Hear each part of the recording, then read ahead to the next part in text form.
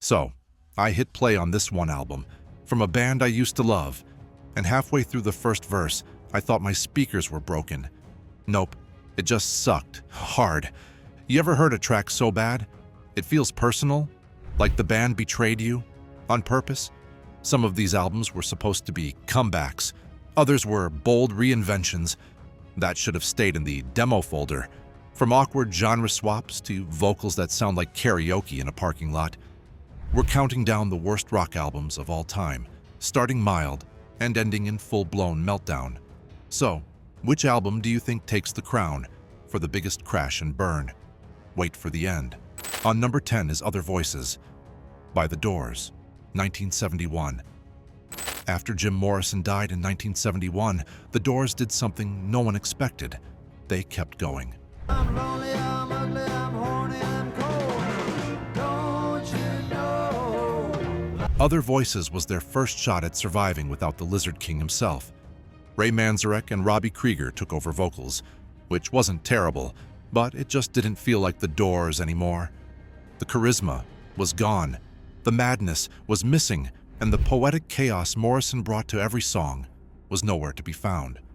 Tightrope Ride had a decent groove, and Ship's W Sails tried to sound dreamy, but everything else felt a little off, like the band was going through the motions with no real spark behind it. Fans weren't impressed, and honestly, it felt like watching your favorite band's tribute act, but the tribute was being done by the band itself. The Doors without Morrison felt hollow, not an outright disaster, but Other Voices was the Doors' polite way of fading into the background. On number 9 is Forbidden by Black Sabbath, 1995. Wake up mind, are you sure that you're my kind? Do you wanna be part of me? Yeah, this one hurt. Forbidden was the last studio album of Black Sabbath's Tony Martin era, and it dropped like a brick. Released in 1995, it was supposed to be gritty, maybe even a little modern. What we got instead was a confusing mess. The big head-scratcher, Ice-T, yes, the rapper. He showed up on Illusion of Power, and while crossovers can work, this one just felt out of place. Tony Iommi still delivered solid guitar work because he's Tony Iommi, but the songs were really weak. Light in these eyes, no place for dreams at all. The Hand That Rocks the Cradle and Shaking Off the Chains tried to sound dark and epic, but ended up feeling like cheap knockoffs of Sabbath's past glory. The production didn't help either. It was flat, almost demo quality. Even die-hard fans struggled to defend it. And years later, Iommi himself said, the album should have never happened. That pretty much sums it up. On number 8 is Cyberpunk by Billy Idol, 1993.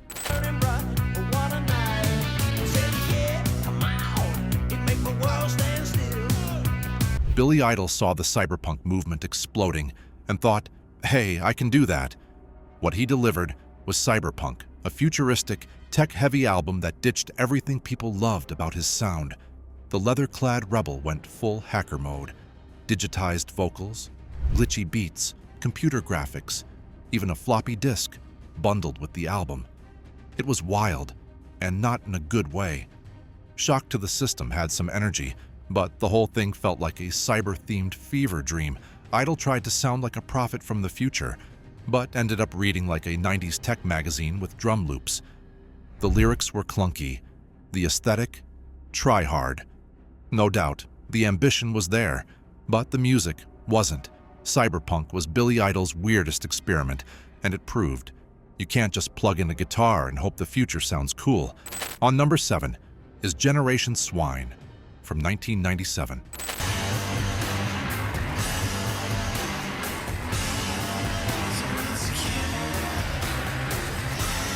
So, Vince Neil came back, and you'd think that would mean a huge return to form for Mötley Crüe. Nope. Generation Swine was supposed to be their big 90s reinvention, but it turned into one of the strangest detours in their career.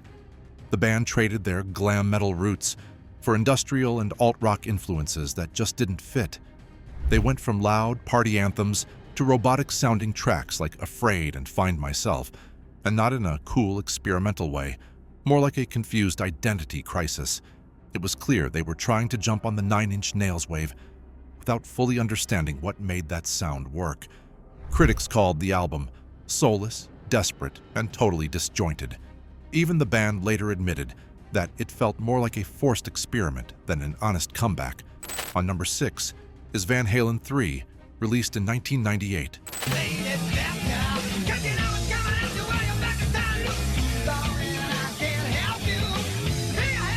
Van Halen already had two iconic frontmen before this, David Lee Roth and Sammy Hagar.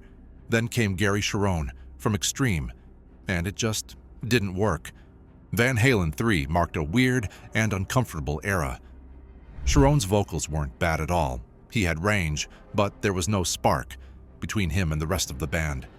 Songs like Without You were long and lifeless, missing the punchy riffs and swagger fans were used to. Other tracks dragged on. With no real payoff, even Eddie Van Halen, known for always lighting things up, felt like he was just going through the motions. Sales were disappointing, reviews were brutal, and the band kind of disappeared for a while after this one. They clearly knew something was off. On number 5 is Cut the Crap by The Clash, released in 1985.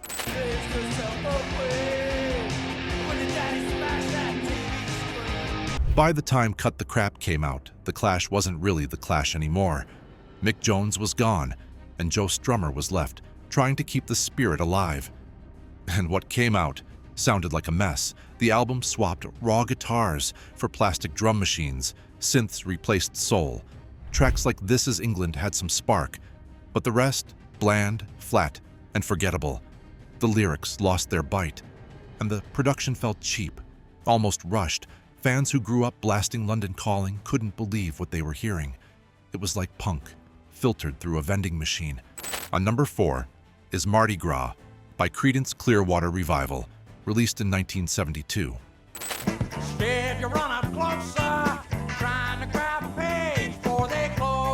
If you ever want to hear a band break up while recording, this is it. Told you, things would get messy by the end. Mardi Gras was Creedence Clearwater Revival's last album. And boy, does it sound like it.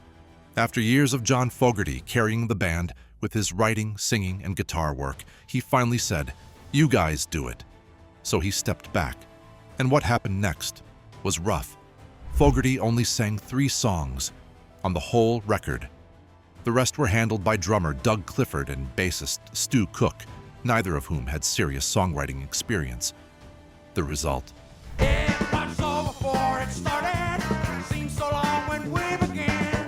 Songs like Take It Like a Friend and Sail Away felt clunky, amateur, and straight up boring. It had none of that swampy southern rock magic that CCR was known for. The whole thing sounded like a local bar band trying to copy Creedence. Critics were brutal about it. Rolling Stone even called it the worst album ever made by a major rock band. And honestly, they weren't wrong. The tension, the resentment, the creative burnout, it's all there in the music. It sounded like a band, giving up in real time. On number 3 is the Sgt. Pepper's Lonely Hearts Club Band movie soundtrack, released in 1978. But I just had to learn, having read that. This one is hard to even explain. No, it's not the original Sgt. Pepper by the Beatles. It's a movie soundtrack where the Bee Gees and Peter Frampton cover Beatles songs. And it's bad, like really bad. This was supposed to be a tribute to one of the most iconic albums ever made. But instead of nostalgia, we got falsetto versions of classics and cheesy disco production slapped onto legendary tracks. A Day in the Life turned into something that sounded like a bad lounge act. The performances were over-polished, lifeless, like they were trying too hard to impress someone who never asked for it. Even hardcore Bee Gees fans were confused. Peter Frampton looked uncomfortable throughout the whole film, and it translated into the music. There was no rawness, no emotion, just awkward covers. That drained every ounce of soul from the originals. On number 2 is Philosophy of the World by the Shags, released in 1969. And the poor people want what the rich people got. And the skinny people want what the... 3 sisters from New Hampshire, Dorothy, Betty, and Helen Wiggin were pushed into forming a band by their dad. Why? Because a psychic told him they'd be famous. No training, no rhythm, no musical background at all. Just a dream and a bunch of instruments they didn't know how to use. The result? Philosophy of the World. It's one of the strangest records ever pressed to vinyl. And on number 1, we have Lulu by Lou Reed and Metallica, 2011. You know something's off when even Metallica fans say, yeah, we can't defend this. Pumping blood, pumping blood, pumping blood. Lulu was a collaboration between two giants, Lou Reed and Metallica, and it still managed to become one of the most confusing, chaotic, and cringeworthy albums in rock history. Lou Reed basically reads abstract poetry in a monotone voice, while Metallica plays thrash metal in the background. It's like two separate albums, colliding at full speed. I Am the Table became a meme the second people heard it. Not because it was powerful, but because no one could believe it was real. Songs like The View were supposed to be deep and emotional, but most people just found them awkward. I am the view, I am the table, I am all this, I am the root. No melody, no rhythm, just noise, and weird spoken word lines that felt like they were pulled from a bad theater rehearsal.